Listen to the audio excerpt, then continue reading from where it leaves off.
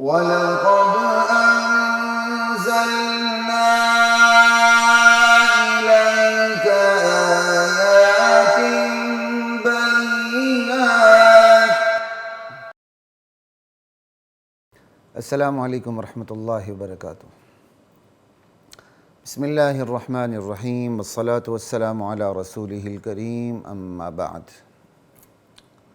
خواتین و حضرات، سوال جواب کی نشست کے ساتھ خلیق الرحمن آپ سے مخاطب ہے۔ آج کی اس نشست کا جو سوال ہے وہ ہے کہ آج کے اس پرفتن دور میں، فتنوں کے اس دور میں، نتنے فتنوں سے اپنا بچاؤ کیسے کیا جائے؟ وہ کون سے طریقے ہیں جنہیں اختیار کرتے ہوئے ہم خود کو فتنوں سے بچا سکتے ہیں اور اپنے اسلام کو محفوظ رکھ سکتے ہیں؟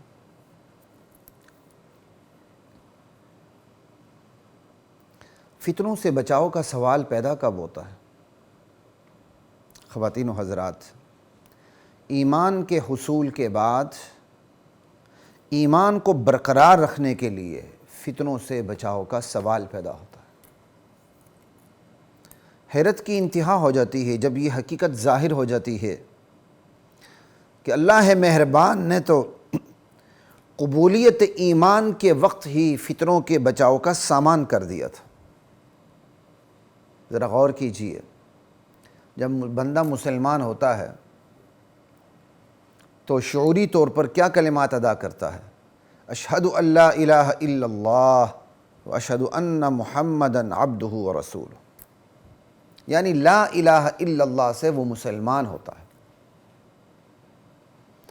اب پہلے قدم پر ہی انکار ہے، لا الہ،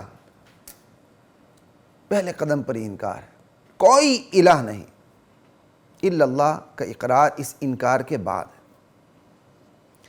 لا کی یہ تروال جو الہ کے اوپر ہے، لا الہ، کوئی الہ نہیں، لا کی یہ تلوار کوئی فتنہ پنپنے نہیں دیتی۔ اگر کوئی فتنہ پیدا ہو جائے تو اسے کاٹ کے رکھ دیتی ہے، اس کا بیجا توڑ کے رکھ دیتی ہے۔ بچپن کا دور تھا، رائیونڈ کے تبلیغی سالانہ اجتماع میں ہم گئے ہوئے تھے، تو مجھے یاد ہے کہ میں نے براہ راست حضرت مولانا عمر پالمپوری رحمۃ اللہ علیہ کا یہ شعر براہ راست ان کی تقریر میں نے سنا تھا۔ جو لا کہا، شاید ایسے ہی یا کیسٹ میں بھی سنا ہوگا، لیکن ممکن ہے میں نے براہ راست سنا ہو۔ جو لا کہا وہ لا ہوا، وہ لا بھی اس میں لا ہوا، جز لا ہوا کل لا ہوا، پھر کیا ہوا؟ اللہ ہوا۔ لا کی یہ تلوار اتنی دھاری دھار ہے۔ ایمان کو قبول کرنے کی ترتیب، پھر اس کی تعلیم، تدریس، تبلیغ اور تربیت کی یہ ترتیب فتنوں کی بے خونی کر دیتی ہے۔ ایمان قبول کرنے کی ترتیب یہ ہے کہ لا الہ پہلے ہے، الا اللہ بعد میں ہے۔ اسی طرح اسلام کی تعلیم کی بھی یہی ترتیب ہے، تدریس کی بھی یہی ترتیب ہے، تبلیغ کی بھی یہی ترتیب ہے، تربیت کی بھی یہی ترتیب ہے کہ سب سے پہلے لا الہ سکھایا جائے اور پھر الا اللہ پہ آیا جائے، یعنی الا اللہ تک لا الہ کے راستے پہنچا جائے۔ اب وہ کون سا شیطانی حیلہ ہے، حربہ ہے، داؤ پیچ ہے جو لا الہ کی تلوار کے سامنے ٹھہر سکے؟ یہ آپ کو گر کی بات بتا رہا ہوں، راز کی بات بتا رہا ہوں کہ میں نے اور آپ نے اپنے آپ کو فتنوں سے بچانا کیسے، اس کی ترتیب کیا ہے، بنیادی ترتیب انشاءاللہ سنتے جائیے، بات کھلتی چلی جائے گی۔ جو بھی فتنوں سے بچتا ہے وہ اس ترتیب کی برکت سے بچتا ہے، لا الہ الا اللہ کی ترتیب کہ لا الہ پہلے ہے، الا اللہ بعد میں ہے، وہ اس ترتیب کی برکت سے بچتا ہے۔ اور جو بھی فتنوں کا نوالا بن جاتا ہے، فتنوں کا ترنوالا بن جاتا ہے، وہ اس ترتیب سے ہٹنے کی وجہ سے بنتا ہے۔ ضرورت اس بات کی ہے کہ امت کو اس ترتیب کی اساسیت سے، اہمیت سے، برکت سے شعوری طور پہ آگاہ کیا جائے۔ غیر شعوری طور پر تو ہم سب لا الہ الا اللہ پڑھ لیتے ہیں، لیکن ایمانداری سے بتائیے کیا کبھی ہمارے ذہن میں یہ بات آئی ہے کہ لا الہ جب پڑھتے ہیں الا اللہ، لا الہ الا اللہ، تو ترتیب میں لا الہ پہلے ہے الا اللہ بعد میں؟ یہ نہیں کہ اللہ لا الہ الا ہو، وہ تو اللہ تعالیٰ نے قرآن کریم میں یہ ترتیب رکھی ہے کہ الفاظ آگے پیچھے بھی ہو جاتے ہیں، اللہ لا الہ الا ہو، جیسے ہم آیت الکرسی پڑھتے ہیں اللہ لا الہ الا هو الحی القیوم، ٹھیک ہے، لیکن کلمہ طیبہ دیکھیں، ٹھیک ہے۔ اسی طرح جتنے انبیاء بھیجے گئے، وما ارسلنا من رسول الا نوحی الیہ انہ لا الہ الا انا، ٹھیک ہے، یعنی جو مسلمان ہونے کا طریقہ کار ہے وہ اصل طریقہ کار یہ ہے کہ لا الہ پہلے ہے الا اللہ بعد میں ہے، لا الہ الا۔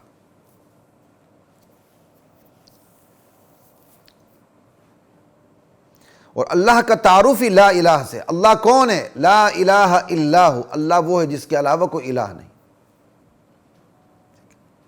تو ضرورت اس بات کی ہے کہ امت کو اس ترتیب کی اساسیت سے، کہ یہ ترتیب بنیاد ہے، اس ترتیب کی اہمیت سے، عظمت سے، برکت سے شعوری طور پہ آگاہ کیا جائے۔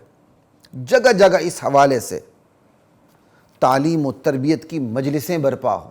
لوگ مجلسیں برپا کرتے ہیں نا، صحابہ پر تبرہ کرتے ہیں، صحابہ کی توہین کرتے ہیں، صحابہ کو گالیاں دیتے ہیں، بچہ پیدا ہوتا ہے وہ لوگ اپنی مجلسوں میں اس بچے کو لے جاتے ہیں، وہ بچہ بالغ ہونے تک صحابہ پر تبرہ سنتا رہتا ہے۔ اس لیے ایسا بچہ جس نے شروع سے ہی یہ مجلسیں اختیار کی ہوں، اس کا مسلمان ہونا ہی مشکل ہو جاتا ہے، ناممکن حد تک مشکل ہو جاتا ہے، اللہ کے لیے مشکل نہیں۔ عام کافر تو مسلمان ہو جاتا ہے، لیکن ایسا بندہ مسلمان بڑی مشکل سے ہوتا ہے، اسے سمجھ نہیں لگتی۔ وجہ اس کی تربیت ہی تبرہ سے ہوئی ہے، تو وہ تبرہ کرنا، صحابہ کی توہین کرنا، صحابہ کو گالی دینا اس کی گھٹی میں پڑ چکی ہے۔ شیطان کو دیکھ لیں، شیطان نے اپنی تربیت بچپن سے گھٹی میں ڈال دی۔ تربیت کا اس کا طریقہ کار یہ رکھا کہ عبادت تبرہ سے، توہین سے شروع ہوتی ہے، اور اسلام نے جو تربیت کا طریقہ کار رکھا تھا کہ بندہ شعوری طور پر مسلمان کیسے ہوتا ہے، سب کا انکار کرے پھر اللہ کا اقرار کرے، سب کا انکار کرتے ہوئے اللہ کا اقرار کرے۔ ہم نے اپنی صحیح ترتیب چھوڑ دی اور دشمن نے اپنی غلط ترتیب اپنا لی، نتیجہ آپ کے سامنے ہے۔ دشمن اپنے جھوٹ میں نظریاتی ہے اور مسلمان اپنے سچ میں نظریاتی نہیں ہے۔ پھر سنیے، ترتیب ہی کی وجہ سے دشمن اپنے جھوٹ میں نظریاتی ہے اور مسلمان جو صحابہ کا مداح ہے وہ اپنے سچ میں نظریاتی نہیں ہے، اور فرق ترتیب کا ہے۔ آج اس امت کی ناکامی کی سب سے بڑی وجہ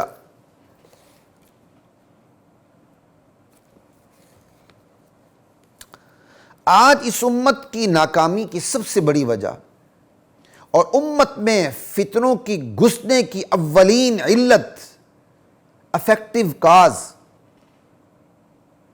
وہ ہے اس ترتیب کا شعور نہ رکھنا، یا شعور رکھتے ہوئے عمل نہ کرنا، اس ترتیب سے عملی طور پر دور ہونا، رہنا، رکھنا۔ ہمارے مولویوں کی بھی ایک تعداد ہے جو اس ترتیب سے اپنی عوام کو دور رکھتی ہے، لا الہ پہلے الا اللہ بعد میں۔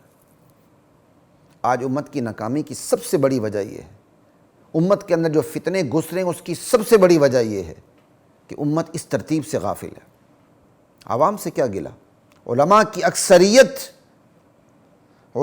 اکثریت نے اللہ اللہ کو کافی سمجھ لیا۔ یہی وجہ ہے کہ ذکر کو بھی اللہ اللہ یا اللہ تک محدود کر رکھا، یعنی ذکر کراتے اللہ اللہ اللہ، یا آپ دیکھتے ہیں اللہ، لوگوں نے اللہ کو باقاعدہ جو پیش ہے نا اس کو بڑا کر کے اللہ الگ لکھا ہوتا ہے، ہوا کی شکل میں ہو الگ لکھا ہوتا ہے۔ لا الہ الا اللہ۔ وَلَقَدْ أرسلنا